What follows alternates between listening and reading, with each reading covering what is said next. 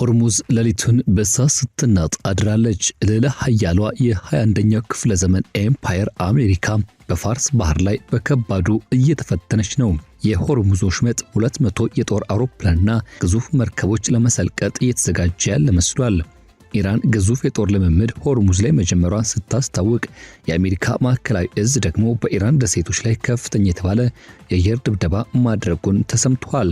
የሁለቱ ሀገራት ድርድር መልካም ውጤት እየታየበት ነው በተባለ በሰዓታት ልዩነት ውስጥ ሆርሙዝ ላይ ያልታሰበው እሳት ፈንድቷል። ይህ ጉዳይ እጅግ አሳሳቢ ሆኗል። መረጃውን በዝርዝር ይዘናል። ቻናሉን ሰብስክራይብ በማድረግ እይታችሁን ጀምሩ። ቪዲዮን ላይክ ማድረግ ደግሞ ቀዳሚ እርምጃው ያድርጉ። መልካም ቆይታም።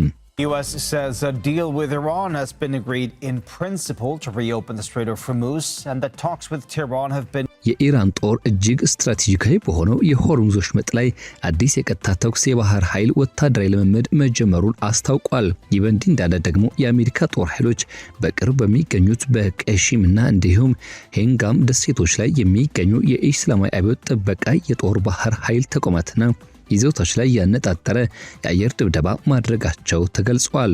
በአንድ በኩል ደግሞ እሳት የላሰና አስፈሪ ወታደራዊ መፎካከር ሲኖር፣ በሌላ በኩል ብርቱና የተወሳሰበ ዲፕሎማሲያዊ ሽኩቻና ሽምግልና ቀጥሏል።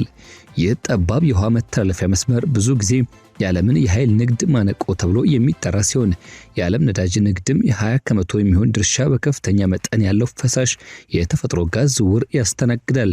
በዚህ ስፍራ ላይ የሚፈጠር ማንኛውም አይነት ቀጣይነት ያለው መስተጓጎል ከአሜሪካ የከተማ ዳርቻዎች የነዳጅ ማደያዎች ጀምሮ እስከ እስያ የፋብሪካ ወለሎች ድረስ የሚሰማና ከፍተኛ የተባለ የኢኮኖሚ ቀውስን የሚያስከትል እሳትንም የመለኮስ አቅም አለው።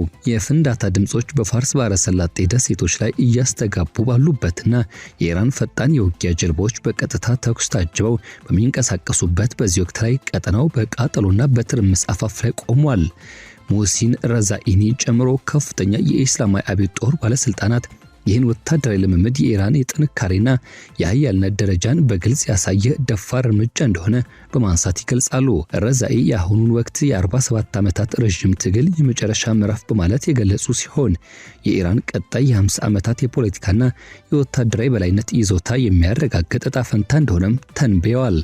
ኢራን በድርድር ጠረጴዛ ዙሪያ የምትቀመጠው ከደካማ ጎን ሳይሆን ዲፕሎማቶች በውል ስምምነቶች ላይ በሚደራደሩበት ወቅት ጣቷ በቃታ ላይ እንዳለ ሆና በተጠንቀቅና በተዘጋጀ ኃይል መሆኑ በጥብቅ አሳስበዋል። የቅርብ ጊዜ ወታደራዊ ልምምዶች ከየካቲት ወር የተካሄደውን የሆርሙዝ ወሽመጥ የመቆጣጠር እንቅስቃሴን ጨምሮ በቀደሙት የቅርብ ጊዜ ልምምዶች ላይ የተመሰረተ ነው።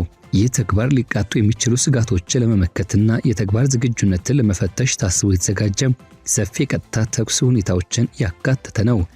የኢራን መንግስት መገናኛ ብዙሃን ግዙፍ ፍንዳታዎችን፣ የሚሳኤል ማስወንጨፊያዎችና እንዲሁም ጥቅጥቅ ያሉ ፈጣን የውጊያ ጀልባዎች ሰማያዊውን የባህር ውሃ ሰንጥቀው ሲጓዙ የሚያሳዩ ምስሎችን በስፋት አስተላልፏል። የኢስላማዊ አብዮት ጥበቃ ጦር አዛዥ ወታደራዊ እንቅስቃሴውን በአካል ተገኝተው የተከታተሉ ሲሆን፣ ይህም ቴህራን ይህን ወሳኝ የባህር መተላለፊያ መስመር ለመቆጣጠርና የበላይነቷን ለማስከበር ያላትን ጽኑ አቋም የሚያሳይ ነው። እነዚህ እርምጃዎች የተወሰዱት ቀጥተኛ ከሆነው ግጭት ጀርባ ነው። በቄሺምና ሄንጋም ደሴቶች ላይ የሚኖሩ የአካባቢው ነዋሪዎች እንደገለጹት በዕለቱ ቤቶችን ያናወጡ ኃይለኛ ፍንዳታዎች የተሰሙ ሲሆን፣ የተኩስና የውጊያ ድምጾች ሌሊቱ ሙሉ ሲያስተጋቡ አድረዋል። እንደወጡ ሪፖርቶች ገለጻ ከሆነ ደግሞ የአሜሪካ ባህር ኃይል የኢራንን የባህር ኃይል ስትራቴጂ ለመደገፍ ወሳኝ የሆኑትን የሚሳኤል ተቋማት፣ የድሮን ስምሪቶችና የሎጂስቲክስ መሰረተ ልማቶችን የያዙትን የኢስላማዊ አብዮት ጥበቃ ጦር የባህር ኃይል እዞችንና ይዞታዎችን ኢላማ አድርጓል። የሳተላይት ምስሎችና ይፋዊ ደህንነት መረጃዎች በእነዚህ ደሴቶች ላይ በሚገኙ ምሽጎች፣ ህንፃዎች ብሎም የባህር ኃይል ንብረቶች ላይ ከፍተኛ ጉዳት መድረሱን አረጋግጠዋል። እነዚህ ደሴቶች ኢራን በሆርሙዝ ወሽመጥ ላይ የኃይል የበላይነቷን ለማሳየት እንደ ፊት ለፊት የጦር ሰፈር የምትጠቀምባቸው ስፍራዎች ናቸው።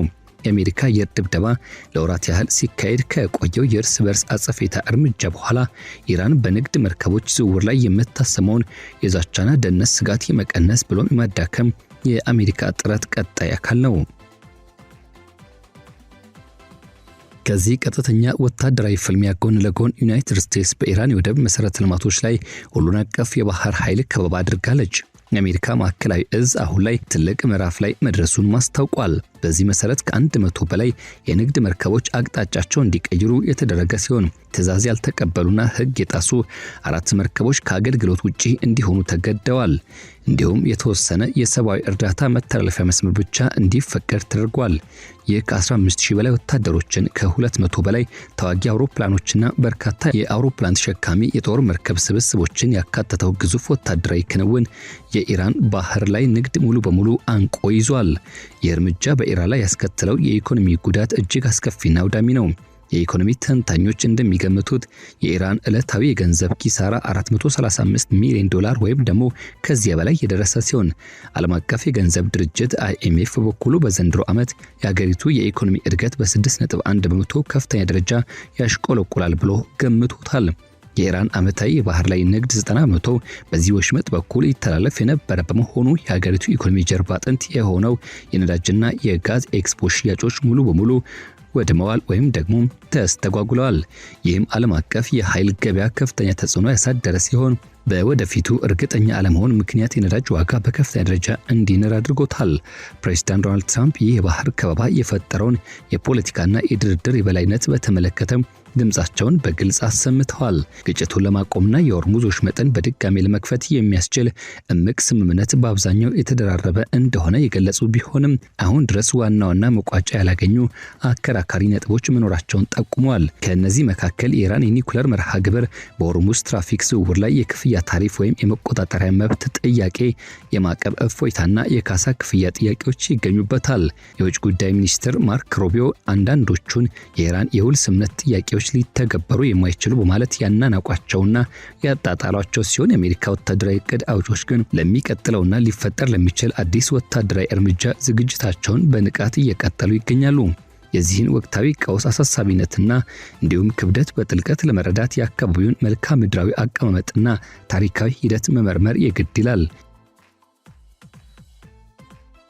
የዚህን ወቅታዊ ቀውስ አሳሳቢነትና ክብደት በጥልቀት ለማወቅና ለመረዳት የአካባቢውን መልክዓ ምድራዊ አቀማመጥና እንዲሁም ታሪካዊ ሂደት መመርመር የግድ ይላል።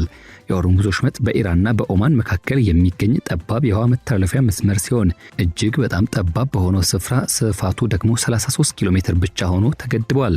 እንዲሁም በእያንዳንዱ አቅጣጫ የሚገኙት የመርከብ ማለፊያ መስመሮች ስፋት 3.2 ኪሎ ሜትር ብቻ ነው። ይህ ወሽመጥ የፋርስ ባህረ ሰላጤን ከኦማን ባህረ ሰላጤና ከአረቢያ ባህር ጋር የሚያገናኝ በመሆኑ ለሳውዲ አረቢያ፣ ለኢራቅ፣ ለኩዌት እንዲሁም ለተባበሩት አረብ ኤሚሬትስና ለራሷ ለኢራን ጭምር የነዳጅ ምርት ዋና የውጭ መተላለፊያ መስመር ሆኖ ያገለግላል።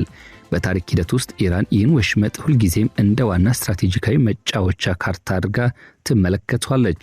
በ1980ዎቹ የነዳጅ ጫኝ መርከቦች ጦርነት ወቅትም የኢራን ጦር ኃይሎች በውሃ ላይ ፈንጂዎችን በመቅበር ብሎም መርከቦችን በማጥቃት የአሜሪካ ባህር ኃይል ጣልቃ እንዲገባ አስገድደውት ነበር። በቅርብ 10 ዓመታት ውስጥም የኢስላማዊ አብዮት ጥበቃ የጦር አዛዦች ከውጭ የሚሰነዘርባቸውን ማናቸውን ጥቃቶችና ትንኮሳዎች ለመመከት ይህን የውሃ መስመር እንደሚዘጉ በተደጋጋሚ አስፈራርተዋል። የአሁኑ ወታደራዊ ልምምድ እነዚህኑ ያለፉትን ታሪካዊ ክስተቶችና ዛቻዎችን የሚያስተጋባ ቢሆንም አሁን ላይ ግን ሁኔታው እጅግ በጣም ተለዋዋጭ ብሎም አደገኛ በሆነው አውድ ውስጥ የተከሰተ ነው። ይህ የሆነው ከቀጥተኛው የአሜሪካና የኢራን ግጭቶች፣ በቴህራን ውስጥ ከተደረጉት የአመራር ለውጦችና ከተቀየረው የቀጠናው ደህንነት ምህዳር አንጻር ነው። የኢራን ያልተመጣጠነ ወታደራዊ መሳሪያዎች ስብስብ፣ ይኸውም በርካታ ቁጥር ያላቸው ትናንሽ ፈጣን የውጊያ ጀልባዎች፣ ጸረ መርከብ ሚሳኤሎች፣ ድሮኖችና የባህር ውስጥ ፈንጂዎች በተለይም ለዚህ ጠባብና ውስን የውጊያ ቀጠና ተስማሚ ሆነው የተዘጋጁ ናቸው። የቄሽምና የሂንጋም ደሴቶች ለእነዚህ ወታደራዊ ስምሪቶች ተመራጭ መሰረተ ልማቶች የሚሰጡ ሲሆን ለመርከብ ማለፊያ መስመሮች በቅርብ በመሆናቸውና በኢራን ይዞታ ስር ባሉ የውሃ ክፍሎች ውስጥ ስለሚገኙ የአሜሪካን የአጸፋ ምላሽ አማራጮችን እጅግ ውስብስብ እንዳደረጉት ይታመናል። በመሆኑም የአሜሪካ አየር ድብደባዎች ዓላማ እነዚህን የፊት ለፊት የጦር አቅሞች ማዳከምና ማክሸፍ ሲሆን ይህም ለንግድ መርከቦች አስተማማኝነትና ደህንነቱ የተጠበቀ የመሸጋገሪያ መስመር ለመፍጠር ያለመ ነው። በአካባቢው የጦርነት እሳትና ፍንዳታዎች የተሰሙ ቢሆንም የሰላም ንግግሮች በፓኪስታንን ጨምሮ በሌሎች አገናኝ መካከለኛ ሀገራት አማካኝነት ቀስ በቀስ ወደፊት እየገፋ ነው።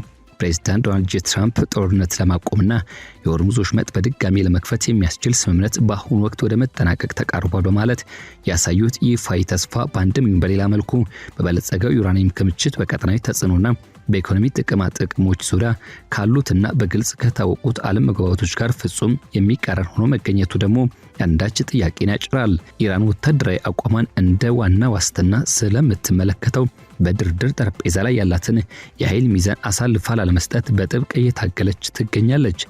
የሙህሲኒ ረዛኢ ንግግሮች የቴህራን ስልታዊ ስሌት በግልጽ ያሳዩና ያስመለከቱ ናቸው። የ47 ዓመታት የረጅም ትግልና ግጭት ጉዞ አሁን ከፍተኛ ምዕራፍ ላይ ደርሷል። ከኢራን እይታ አንጻር ሲታይ ስኬታማ ድርድር ማለት የተጣለባትን የባህር ከበባ ማንሳት ብቻ ሳይሆን በፋርስ ባህረ ሰላጤ ደህንነት ላይ ኢራን የላቀ ውሳኔ ሰጭነት ሚና የሚያረጋግጥ አዲስ ቀጠናዊ ስርዓት መመስረት ማለት ነው። ሆኖም የአሜሪካ ተደራዳሪዎች ሊረጋገጥ የሚችል የውጥረት መቀነስን፣ የኒውክሌር መርሃ ግብር ማፈግፈግና ወደፊት ተመሳሳይ መስተጓጎሎች እንዳይፈጠሩ የሚያስችሉ አስተማማኝ ዋስትናዎችን በጥብቅ ይፈልጋሉ። ይህም ሁለት መልክ ያለው አካሄድ፣ በአንድ በኩል ጠመንጃዎች እሳት እያዘነቡ በሌላ በኩል ደግሞ ብዕሮች ስምምነት ወረቀት ላይ ለማረፍ የሚንቀጠቀጡበት ሁኔታ የተለመደ የኃይል ጫና ዲፕሎማሲ ማሳያ ነው። በአካባቢው ያለው የአሜሪካ የባህር ኃይል የበላይነትና እንዲሁም ደግሞ ሂደት አሁንም ቢሆን እጅግ ግዙፍና የማይናወጥ ሆኖ መቀጠሉ በብዙ ዘንድ የሚነሳና የሚታመንበት ሆኖ እናገኛለን። ከዚህ ጎን ለጎንና እንዲሁም በትይዩ ደግሞ የሚነሳ ብዙዎችም የሚሰሙበት አንድ ጉዳይ አለ። ይኸውም ጉዳይ በወታደራዊ ልምምድ ወቅት የሚፈጠሩ ማንኛቸውም አይነት ስህተት፣ ለምሳሌ በንግድ መርከቦች አቅራቢያ የሚወረወር የተሳሳተ ጥይት አለም ሚሳኤል ሁኔታውን ወደ ሙሉ የጦርነት አውድማ ሊቀይረው ይችላል። የአሜሪካ ማዕከላዊ እዝ አድሚራል ብራድ ኮፐር የባህር ከበባ ስራዎች የተከናወኑበትን ሙያዊ ብቃት ደጋግመው የገለጹት ቢሆንም በየሳምንቱ ግን በመርከበኞችና ጦር መሳሪያዎች ላይ የሚፈጠረው የተግባርና የስራ ጫና በከፍተኛ ሁኔታ እየጨመረ መጥቷል። የጦር እቅድ አውጪዎች የአካልና የስነ ልቦና ድካምን እንዲሁም ከአካባቢው ቀጣይነት ያለው ወታደራዊ መገኘት አስፈላጊነት ጋር በጥንቃቄ ማመጣጠን ይኖርባቸዋል። ወደፊት ግጭትን እንደገና ሊቀሰቅሱ የሚችሉ ወሳኝ ነጥቦች በባንደር አባስ የጦር ተቋማት ላይ የሚሰነዘሩ አዳዲስ ጥቃቶች እንዲሁም ደግሞ ኢራን በባህር መተላለፊያ መንገዶች ላይ ፈንጆችን ለመቅበር የምታደርገውን ሙከራ ወይም በሌሎች የአካባቢ ክፍሎች የሚፈጸሙት የጥቅም ተላላኪ ጥቃቶችን ያካትታሉ። ይህ የሆርሙዝ ቀውስ ከአሜሪካና ከኢራን ግንኙነት ባሻገር ሰፊ ትርጓሜ አለው። ይህ ክስተት ከሁለተኛው የዓለም ጦርነት በኋላ የተመሰረቱትና መላው የዓለም ንግድ የሚመካባቸው የባህር ላይ ነፃ የመንቀሳቀስ መብት መርሆችን ብሎም ደንቦችን በከፍተኛ ሁኔታ የሚፈትን ነው። የኢራንና የፋርስ ባህረ ሰላጤ ነዳጅ ዋና ገዢዎች የሆኑት ቻይናና ህንድ ሁኔታውን በከፍተኛ ስጋትና ጥንቃቄ በትኩረት ይከታተላሉ። ሩሲያና ሌሎች የዓለም አቀፍ ተዋናያን ደግሞ ይህን በመጠቀም መካከላቸው ያለው ልዩነት ለራሳቸው ጥቅም ለማዋል ሊሞክሩ ይችላሉ። የአውሮፓ አጋሮች በበኩላቸው ከዋሽንግተን ጋር ያላቸውን የጋራ አቋም በራሳቸው ላይ ካለው የኃይል አቅርቦት ተጋላጭነት ጋር ለማመጣጠን እየጣሩ ነው። ለኢራን መንግስት የህልውና የህጋዊነቱ ቀጣይነት ሙሉ በሙሉ የተመሰረተው ወታደራዊ ጥንካሬውን ለዓለም በማሳየት ላይ ነው። ለዩናይትድ ስቴትስ ደግሞ ስኬት ማለት ወደ ማለቂያ የሌለው አዲስ የጦርነት አዙሪት ውስጥ ሳይገቡ የወታደራዊ ጥንካሬ ማረጋገጫና የጠላት መከላከያ አቅም በድጋሚ ሰራራ መግታት መቻል ነው።